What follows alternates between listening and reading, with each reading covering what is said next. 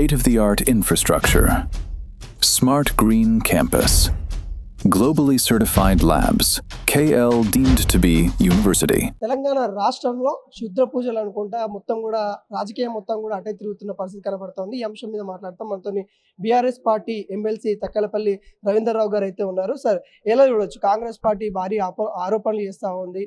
మీ నేతలు సంబంధించిన వాళ్ళు క్షుద్ర పూజలు చేస్తూ ఉన్నారు. తెలంగాణలో వర్షాలు పడద్దు, తెలంగాణలో కరువు రావాలనుకుంటా చేస్తున్నారు అన్నట్టు ఆరోపణలు చేస్తూ ఉన్నారు. దీన్ని ఎలా చూడొచ్చు? అబద్ధాలతో, విషపూరితమైనటువంటి ఆరోపణలతో అధికారంలోకి వచ్చిండు రేవంత్ రెడ్డి. ఎన్నో రకాల హామీలు ఇచ్చారు. 100 రోజుల్లోనే 6 గ్యారెంటీలు, 13 హామీలు, 420 అంశాలకు సంబంధించిన మేనిఫెస్టోని ఇచ్చి వాటిని 100 రోజులు అమలు పరుస్తామన్నారు. మేనిఫెస్టో పోయింది, అమలు తీరు పోయింది, 100 రోజులు పోయింది. 2.5 సంవత్సరాలు దాటి 3వ సంవత్సరంలోకి వస్తున్నారు. ఇవాళ ప్రజల వ్యతిరేకత, ప్రజల్లో అసహనం, కేసీఆర్ గారి మీద చేసిన అబద్ధాలని, అసత్యాలని నిజాలు చేయడం కోసం అనేక కమిషన్లు వేశారు, అనేక కేసులు పెట్టారు, ఏసీబీలు పెట్టారు, సిట్లు పెట్టారు. ఎక్కడ తేలలేదు, నిజాన్ని నిరూపించలేదు. నిప్పులాగా ఇవాళ నిలబడ్డారు కేసీఆర్ గారు, హరీష్ రావు గారు, కేటీఆర్ గారు. ఇవాళ దీన్ని తట్టుకోలేని రేవంత్ రెడ్డి, తట్టుకోలేని బీజేపీ, దీన్ని తట్టుకోలేని చంద్రబాబు నాయుడు ఇవాళ వ్యక్తిత్వ హననాన్ని కూడా ఇవాళ పాల్పడుతున్నారు. ఈ రకమైన క్షుద్ర రాజకీయాలు చేస్తున్నారు. ఇప్పుడు హరీష్ రావు గారు చెప్పారు పచ్చి నిజాన్ని. జీఆర్ఎంబీ మీటింగ్ ఈరోజు హైదరాబాద్ జరుగుతున్నది. తెలంగాణ ప్రభుత్వానికి తెలియదు. తెలంగాణ ప్రభుత్వం ఏ రకమైన ఎజెండాను కూడా ఈ సమావేశాలకు పంపలేదు. చంద్రబాబు నాయుడు గారు పంపిన ఎజెండానే ఈరోజు కీలకంగా ఉంది.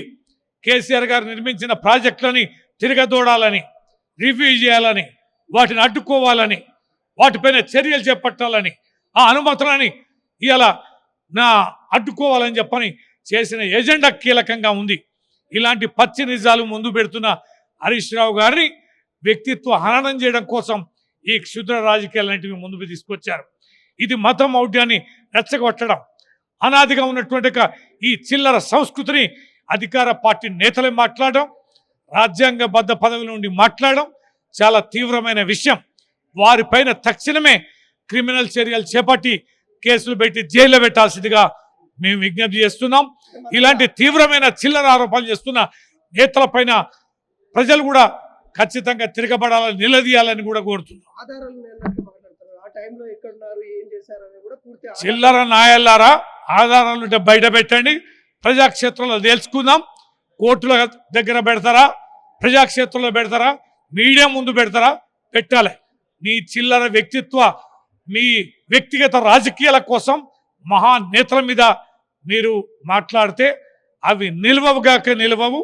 అవి మీ పార్టీ మిమ్మల్ని పునాదులతో పెగిలించడం త్వరలోనే ఖాయమని చెప్పి మేము హెచ్చరిస్తున్నాం.